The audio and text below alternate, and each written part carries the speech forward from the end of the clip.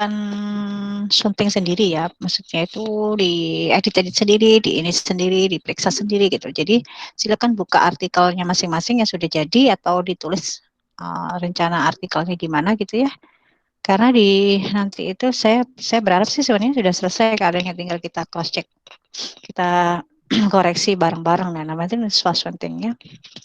Kemudian yang saya berikan ini adalah materi tentang karya tulis ilmiah yang biasanya itu bisa jadi itu ditulis karena hasil penelitian yang biasanya dipakai mahasiswa itu kan hasil penelitian skripsi dan tesisnya ya, atau bisa jadi yang tidak hasil penelitian, karena tugas kita nanti saya tidak menyuruh kalian melakukan penelitian tetapi hanya menuliskan menganalisisnya itu dari pengetahuan kita saja. Pengetahuan itu dibangun dari apa yang kita baca, apa yang kita lihat, dan apa yang kita rasakan. Boleh pakai referensi, boleh tidak. Dengan catatan bahwa kalau pakai referensi ya berarti dia tulisan dia ya harus ada beberapa hal yang disajikan dengan kebutuhan data referensi ya. Kalau tidak ya tidak. Jadi bukan berarti tulisan itu bebas. Artinya sebenarnya ketika penulis itu menulis dalam sebuah karya tulis ilmiah, itu artinya dia sudah menjadi penganalisis juga. Artinya ada eksplorasi argumentasi yang logik ya, yang rasional, yang logika berpikirnya jalan, itu jadi nggak ngawur. Itu hasil dari apa yang dia baca dan apa menjadi pengalaman dia sebagai yang dia ceritakan sebagai penulis itu tadi gitu. Jadi nanti tugas atau kuis kalian itu bukan opini bebas, seperti misalkan opini bebas itu misalkan gini, misalkan saya nulis kiat-kiat dosen, nah itu opini bebas ya, menurut saya sebagai dosen pengalamannya gimana dan sebagainya, itu opini bebas, itu tidak saya sarankan untuk dikumpulkan sebagai kuis ya, karena kita ilmiah, jadi nggak bebas. Bebas itu ya nggak bisa dikoreksi, karena kan bebas, tergantung sama masing-masing orang, terserah dia melihat bahwa misalkan bebas itu misalkan lombok itu cabai itu pedas kayak gitu ya, padahal belum tentu menurut orang itu pedas misalkan kayak gitu-gitu, itu opini bebas terserah orang itu. Nah, karena kita tidak main terserah, karena kita ada nilai maka tidak terserah ya, maka harus ilmiah. Ilmiah itu ya masuk akal. Kemudian boleh dari hasil penelitian orang lain yang kita cuplik kembali, tapi bukan hasil penelitian kalian. Karena saya tidak pernah menyuruh penelitian, tapi boleh dari hasil penelitian orang lain yang kita tuliskan kembali sebagai bahan referensi, itu boleh, gitu ya.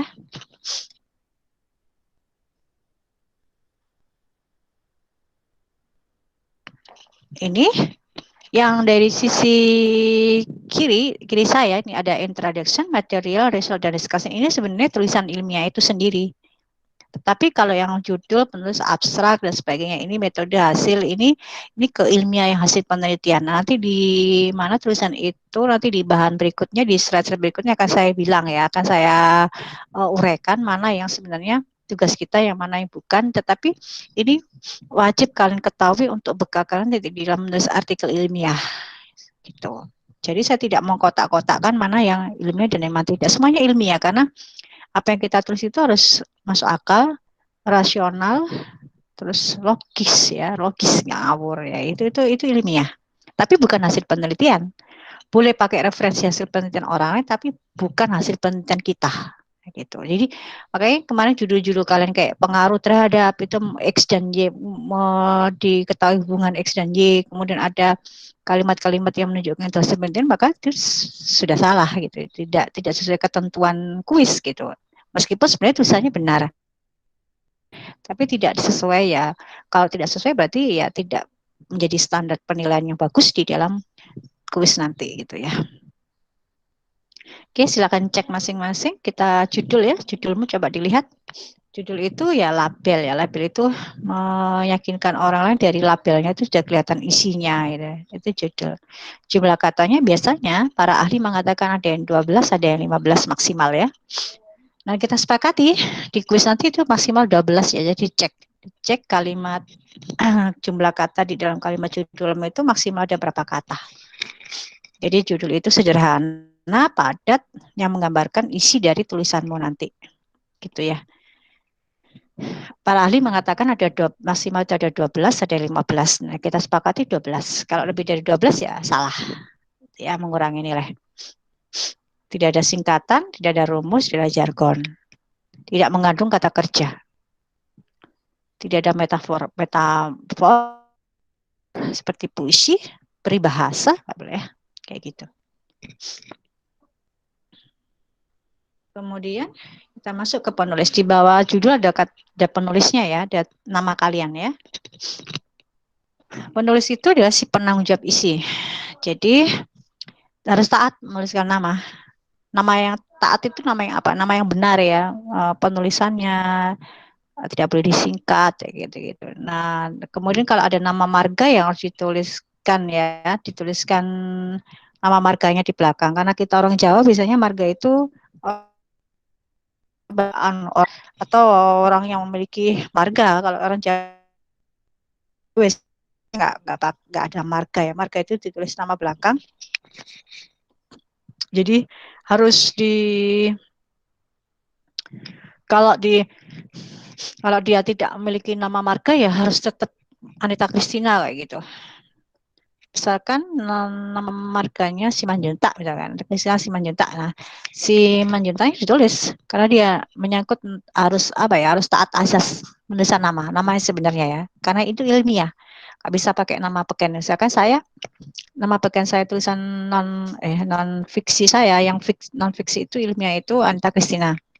Tapi biasanya saya dikenal di internet itu bisa Anita Ali atau Nita Ali kayak gitu-gitu. Nah, kalau di dalam artikel ilmiah, saya pakai Anita Christina. Kalau yang artikel ilmiah yang dipublish di jurnal dan sebagainya. Tapi kalau di tulisan blog, yang artikel opini dan sebagainya, biasanya pakai Nita Ali. Gitu. Tapi kalau yang pakai referensi dan sebagainya, kalian boleh cek di rumah media atau tulis saja di internet gitu ya, Anita Christina gitu, cek. Nanti muncul nama beberapa tulisan saya di situ ada. Nah, itu biasanya nama Anita Christina saya sematkan di bawah penulisnya itu, tapi nama pegannya Nita Ali, tapi di dalam tulisan bawahnya itu biasanya saya tulis Anita Christina karena itu ilmiah. Kalau tidak ilmiah misalkan ada opini bebas dan sebagainya ya saya pakai nama lain ya, pakai Anita Ali misalkan kayak gitu. Kemudian ada korespondensi ya. Penulis itu sebagai korespondensi itu maksudnya adalah nanti di nama penulis ada tanda bintang di atas tuh ya. Kemudian di bawahnya, di bawah nama penulis itu tanda bintang itu dikasih keterangan tanda bintang email ya. Biasanya itu korespondensi itu alamat. Tapi karena kita ilmiah, jadi alamatnya bukan alamat rumah, tapi alamat email dan alamat institusi. Dan nama ditulis tanpa gelar. Artinya kalau kita sebagai mahasiswa atau kita punya kantor institusi, kita bisa menjadi penulis ilmiah. Tapi kalau kita lulus, kayak kalian lulus nggak punya instansi, pengangguran itu nggak punya alamat instansi ya nggak bisa menjadi penulis ilmiah, gitu ya.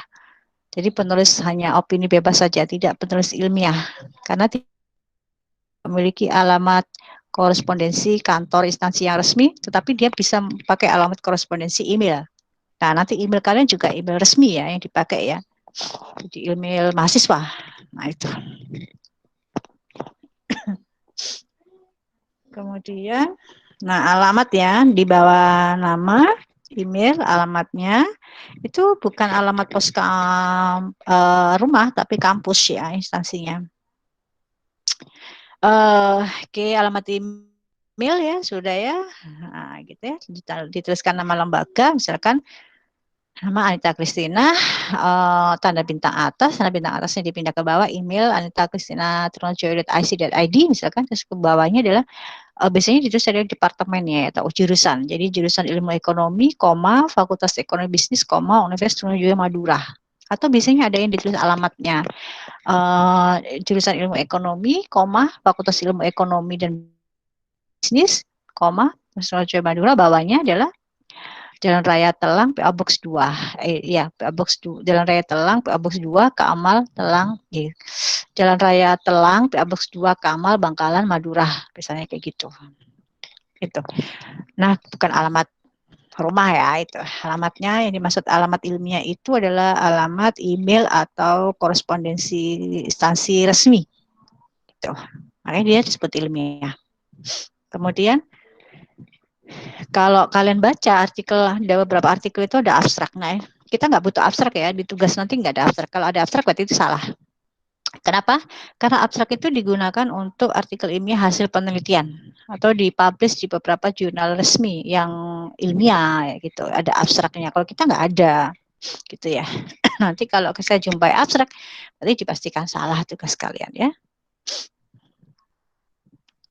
Kemudian kata kunci itu di bawah abstrak. Nanti kita nggak pakai kata kunci. Ini biasanya melekat di bawah abstrak. Kata kunci itu digunakan untuk memudahkan orang mencari informasi. Misalkan kalian dari Anita Christina. Nah, ketik Anita Christina di internet. Itu namanya kata kunci. Sama ketika kalian menulis tentang migrasi, gitu ya. Kemudian orang lain nulis di internet migrasi, gitu ya. Sudah muncul tulisan kalian di internet itu. Nah, itu namanya kata kunci. Jadi kata kunci itu kata untuk digunakan sebagai poin penting tulisan kita agar mudah dicari orang lain. Kenapa penting ya? Karena kita butuh citasi. Citasi itu orang itu banyak mengutip tulisan kita. Nah, kayak gitu. Kalau di artikel ilmiah itu dikutip orang. Semakin banyak orang mengutip tulisan kita, semakin banyak itu kita mempunyai indeks yang bagus di seluruh dunia atau di kampus misalkan ya. Itu semakin bagus indeksnya, semakin ke atas itu semakin bagus. Kita semakin dikenal tulisan kita, dibaca seluruh orang, dikutip seluruh dunia misalkan kayak gitu. Misalkan saya sebagai kontributor resmi web itu, saya dilihat misalkan ada kan kalau web itu dilihat berapa orang yang melihat kayak TikTok dan sebagainya itu kan berapa orang yang lihat di internet Google Scholar dan sebagainya kan. Nah kalau di dunia ilmiah itu disitasi, dikutip hasil penelitian kita di tulisan kita tuh sebagian itu kan dipakai orang lain. Nah dipakai acuan belajar orang lain. Dan semakin banyak orang yang mengacu maka semakin banyak sitasi. Kayak gitu. Sitasi itu kutip, orang yang mengutip. Nah gitu dan indeks. Akhirnya ketika kita yang melakukan citasi pada tulisan kita, maka indeks kita naik kelas kita, semakin dikenal orang. Nah kayak itu. Nah ketika saya jadi kontributor resmi itu, kan dilihat orang itu saya pernah mencapai 10.000 mata ya, artinya 10.000 yang melihat, bukan mengkutip, tapi kalau ilmiah itu mengkutip. Nah kayak gitu. Itu bedanya ilmiah dan tidak. Ya. Kemudian pendahuluan. Di dalam artikel ilmiah hasil penelitian ada kata pendahuluan. Di kita nanti nggak ada.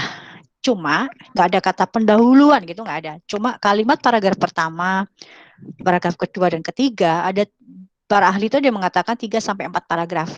Itu pendahuluan. Tapi kita tidak extra-lex ini pendahuluan, misalkan ada subbab pendahuluan enggak. Tapi kita juga melakukan pendahuluan tanpa letter lex ditulis pendahuluan. Pendahuluan itu sebagai penulis menceritakan tentang tujuannya dia menulis untuk apa gitu, menceritakan masalah apa sebenarnya ia yang tulis. Nah, nanti saya akan cek ketentuan di dalam kuis kita itu pendahuluan yang kalian tulis itu ada di paragraf 3, 1, 2, 3 atau 1 sampai 4.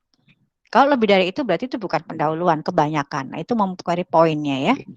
Kemudian di dalam satu paragraf itu ada para ahli mengatakan ada yang bilang 3 kalimat, boleh. Atau ada yang bilang 5 sampai 8 kalimat. Nah, kita sepakati kita pakai 3 sampai 5. Satu paragraf itu ada 3 sampai 5 kalimat. Kalau hanya 2 kalimat itu bukan paragraf, itu salah. Gitu ya. Dalam satu paragraf biasanya ada 3 sampai 5 kata. Jadi kalau dalam satu paragraf ada para ahli mengatakan ada yang 3, ada yang 5, ada yang 8 maksimal 8 kalimat. Dalam satu kalimat ada berapa kata? Minimal ada 3 kalimat. Ada 3 kata. Minimal ada 3 kata SPO. Ya, kalau 4 kan SPOK. Minimal ada SPO-nya. Nah, gitu itu kan saya cek. Dan itu penting. Nanti kalau kalian menuliskan pendahuluan itu sebagai menceritakan pengetahuan awal kita tentang masalah apa yang kita akan tulis. Nah, cukup dengan 3 sampai 4 paragraf. Kalau lebih dari itu berarti mengurangi poin. Kebanyakan dari sisi pendahuluan. Tetapi ingat tidak lex ditulis pendahuluan. Nggak pakai kata pendahuluan, tapi paragraf pertama itu pasti cerita tentang masalahnya apa. Tujuan untuk menulisnya itu apa. Nanti manfaat dari tulisanmu itu untuk siapa pembacanya dan sebagainya. Dan ada kebaruan yang ditawarkan. Kebaruan menulis informasinya tentang apa. Informasi terbaru. Misalkan menulis tentang dampak Suramadu pada mobilitas penduduk Madura. Itu bukan kebaruan. Kenapa? Karena Suramadunya sudah dibangun lama. Harusnya tulisan itu muncul saat Suramadu sudah dibangun sejak dulu, bukan sekarang. Salah, ya. Tidak kebaruan. Kemudian menulis sepinya, misalkan ya, sepinya terminal pelabuhan Kamal Madura akibat PSBB. Itu betul. Tapi kalau ditulis sepinya akibat adanya Suramadu, itu salah. Kenapa? Karena Suramadunya sudah lama dan sepinya pelabuhan Kamal akibat Suramadu itu sudah lama. Tapi kalau karena akibat COVID adanya PSBB, betul. Mobilitasnya jadi sepi dan sebagainya. Kalau ekonomi kependudukan kan dikaitkan dengan mobilitas penduduk, itu betul.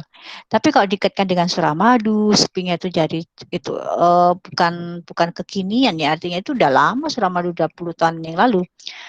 Berarti itu udah bukan kebaruan. Kemudian kalau kalian pakai referensi juga begitu, referensi kebaruan minimal 3 tahun terakhir, yaitu 2017 sampai 2020 ya. Sekarang 2021, 3 tahun terakhir. Jadi kalau tahun lama dan tahun tua atau bahkan orang saya pastikan salah, gitu ya. Itu pendahuluan. Kemudian tinjauan pustaka. Tinjauan pustaka itu di dalam tugas kita nanti nggak pakai, karena saya tidak menganjurkan banyak referensi teori ya, kita nggak pakai teori. Tinjauan pustaka itu teori, kita nggak pakai. Tetapi kalau kalian pakai referensi harus diperhatikan kutipan. Cara menuliskan kutipan di dalam naskah, apa yang disampaikan di dalam naskah harus ada di dalam referensi. Apa yang ada di dalam referensi harus ada di dalam naskah. Nggak boleh nggak ditulis di atas, tapi ada di referensi. Saya pastikan salah. Gitu. Jadi harus hati-hati di dalam mengerjakan nanti ya. Jadi salah sedikit salah semua, karena ini kan nggak bukan soal nomor 1, nomor 2, nomor 5. Jadi salah satu dapat 4 betul kan, ini kan hanya satu-satunya. Kalau artikelnya salah semua gitu, nilainya salah gitu kan. Jadi tinjauan pusaka itu ada di dalam artikel ilmiah penelitian. Kalau punya kalian nanti ada kata tinjauan pusaka, saya pastikan salah, gitu ya. Tetapi di dalam naskah kalian nanti kalau kalian punya referensi harus dituliskan kutipan menurut siapa. Kemudian di dalam naskah itu kalau sudah dituliskan kutipan menurut siapa di dalam naskah, harusnya ada di dalam referensi menurut siapa itu tadi. Dituliskan daftar pustakanya gitu. Kalau ada di dalam daftar pustaka berarti harus ada di dalam naskah gitu. Kemudian metode nanti kita nggak pakai metode karena ini memang pure penelitian. Jadi ini digunakan untuk penelitian, kita pakai ini. Hasil. Nah, hasil itu adalah setelah pendahuluan, maka kita akan berusaha untuk mengargumentasikan pendahuluan yang kita tulis menurut referensi yang kita baca boleh, menurut pengamatan kita boleh, pengalaman kita sebagai penulis boleh, gitu. Jadi setelah paragraf pendahuluan yang 3 sampai 4 paragraf tadi, baru kalian ulas. Sebenarnya apa yang terjadi sih menurut pengalamannya itu? Menurut pengamatan kalian sebenarnya apa yang terjadi? Itu biasanya 3 sampai 4 paragraf. Baru paragraf berikutnya adalah paragraf pembahasan, yaitu argumentasi. Kan tadi cerita, saya ingin menceritakan tentang ini, itu pendahuluan. Karena ada berbagai permasalahan tentang ini pendahuluan. Sampai 3 4 paragraf. Kemudian menurut pengamatan saya sebagai penulis bahwa yang terjadi adalah bla bla bla gitu kan ya. Itu 3 sampai 4 paragraf. Kemudian baru ke paragraf berikutnya adalah argumentasi kita. Mengapa sih itu terjadi? Apakah ada referensi yang dipakai? Silakan. Kalau nggak ada ya nggak apa-apa, silakan. Diargumentasikan. Argumentasi itu supaya ilmiah adalah harus logis, harus ada makna, harus memiliki arti. Jadi harus isinya itu harus informasi, bukan hanya sekedar cerita, bukan hanya sekedar narasi, tapi bukan hanya sekedar deskripsi, tapi ada makna, ada meaning of apa yang diceritakan, itu penting gitu loh. Nah itu ya, harus ada logis di dalam penafsiran argumentasinya, harus memberikan implikasinya. Implikasi itu berarti ada soal manfaat, jadi kamu nggak ngawur, nulisnya ngawur, ini nggak ada manfaatnya, ini maksudnya apa, kayak gitu itu ya. Harus logis. Nah nanti saya akan menempatkan diri sebagai pembaca. Biasanya kan saya, kalau kalian tuh di grup itu kan biasanya saya nggak paham misalkan kok di komentar saya, berarti itu nggak masuk logika saya. Jadi nanti saya baca, saya menempatkan diri sebagai pembaca. Nah, pembaca itulah yang akan menilai. Kalau saya paham, saya logika saya main, oh rasionalnya saya kayak gini cara berpikir dia menulis, saya terima. Tapi kalau tidak bisa saya terima secara akal saya, ya mohon maaf, saya nyatakan itu salah. Jadi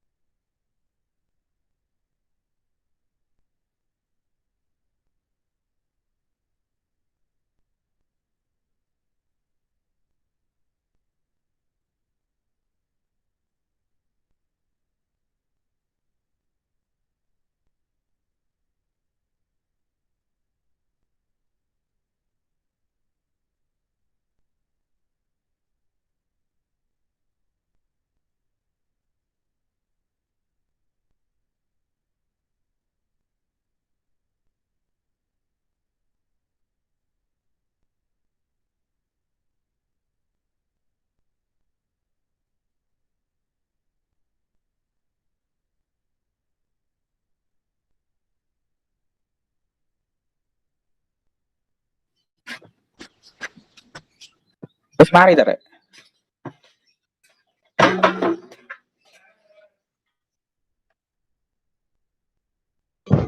Belum.